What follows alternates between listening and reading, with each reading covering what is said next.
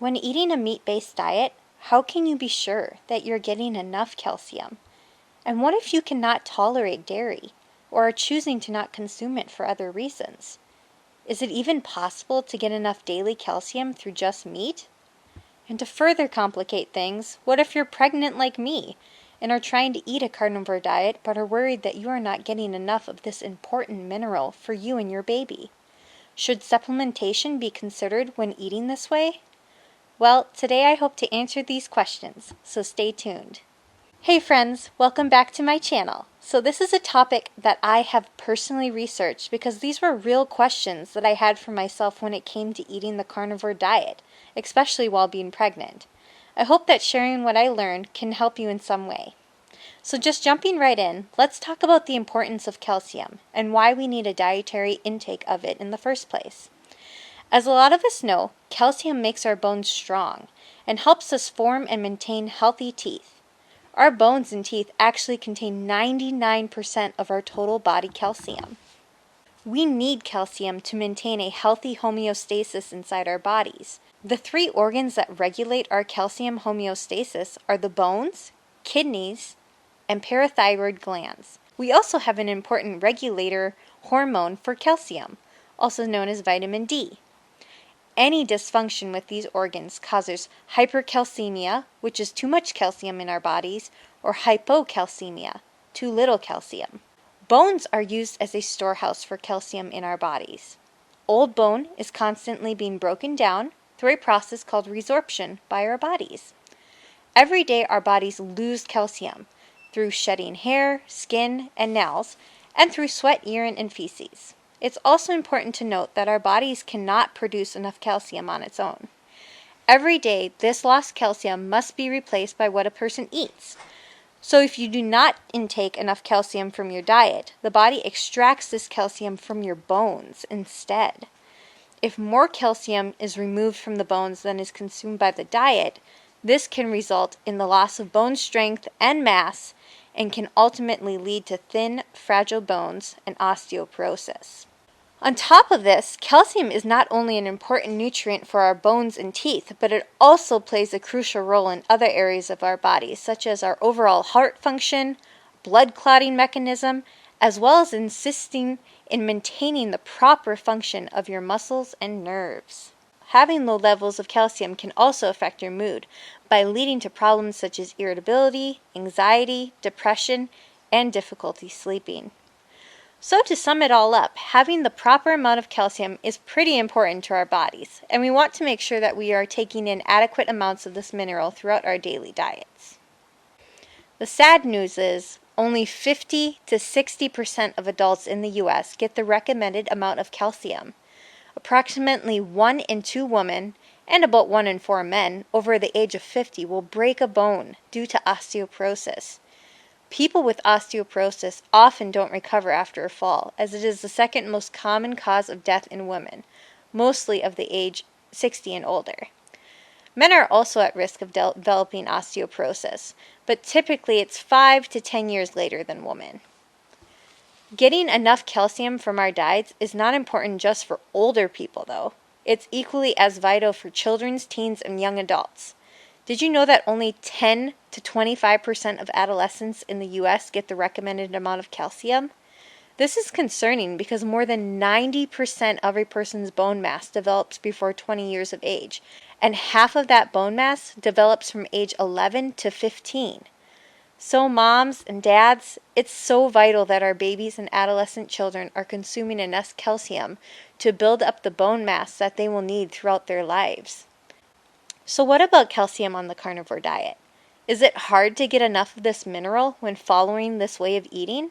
Well, if you eat a more relaxed version of the carnivore diet, then it is likely that you include dairy or animal products. Raw milk and most cheeses, as well as yogurt, are an excellent source of calcium. But what if you cannot tolerate dairy or choose to avoid it for various reasons? Are you out of luck as far as this mineral goes? Absolutely not. In my humble opinion, if you have any concerns about not getting enough calcium, then I would recommend approaching the carnivore diet with a nose-to-tail method, which also means just eating as much of the animal as possible. Essentially, this allows you to benefit from all the parts of the animal's body as they are originally intended for us. So how do we do that practically and within a budget? Well, if you are just sticking to meat, sardines, canned salmon, and anchovies are loaded with calcium, thanks to their edible bones. They are also very cost effective. Shellfish, such as shrimp, crab, lobster, clams, and oysters, also have a fair amount of calcium, and they could be other options for you. To give you some perspective, talking in a 100-gram serving, sardines have 382 milligrams of calcium. Anchovies have 232 milligrams per 100-gram serving. Oysters have 140 milligrams of calcium per 100-gram serving, and clams have 92 milligrams per 100-gram. Shrimp and crab come in at 91 milligrams of calcium per 100-gram serving, and lobster has about 63 milligrams per 100-gram serving. But let's go even deeper into this. Going back to osteoporosis and the importance of taking in calcium, we eat more dairy than almost any other country and have higher rates of osteoporosis. So how does that even make sense? Can we really talk about calcium without vitamin D or even magnesium and vitamin K? All of these play a role in our body's bone health. But let's start by focusing on vitamin D here for a minute. Without vitamin D, calcium in our bodies is practically useless. Vitamin D promotes the absorption of calcium in our bodies. Without enough vitamin D, your body cannot form enough of the hormone calcitrol, known as the active vitamin D. This in turn leads to insufficient calcium absorption from the diet. So essentially, you could have a diet rich in calcium, but our bodies would not be benefiting because without vitamin D, it would have no way of absorbing it. So, I guess the next question that we need to be asking ourselves is, how can we be making sure that we are getting enough vitamin D daily in order for our bodies to absorb the calcium that we need? Well, as most of us know, vitamin D is best sourced from the sun. Just 5 to 30 minutes a day during the spring and summer months is all your body really needs.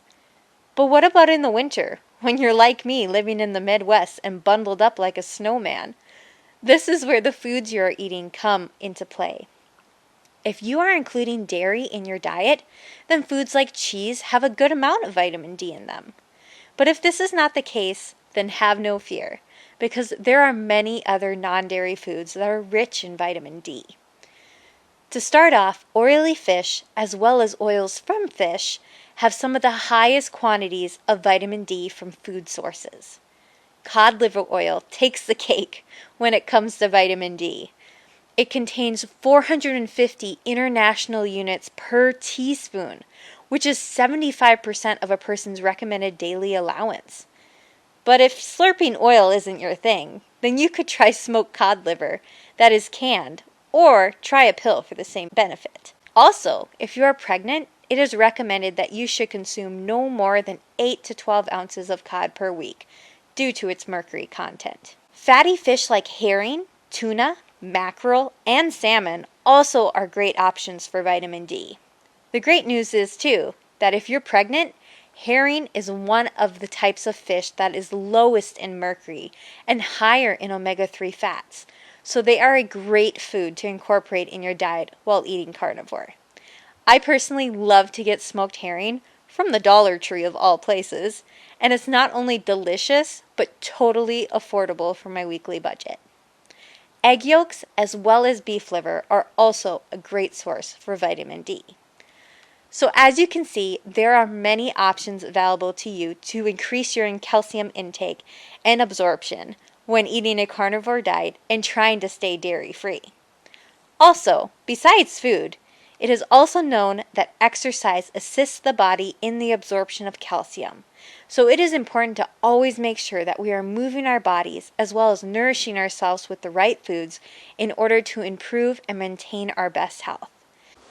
Being pregnant and eating a meat-based diet, this was definitely a question that I personally had for myself, and I wanted to research it to make sure that I was taking in adequate amounts of calcium for myself and for this little life growing inside of me. I love doing this research, and I just wanted to make this video to share my findings with all of you. If you enjoyed this content, please hit the thumbs up button on this video, because that way others can find this info. And if you haven't already, please consider subscribing, as I post new videos every Wednesday revolving around the carnivore diet, health, pregnancy, and family life. Thank you guys so much for watching. Feel free to share, and as always, I love you all. Be blessed, friends.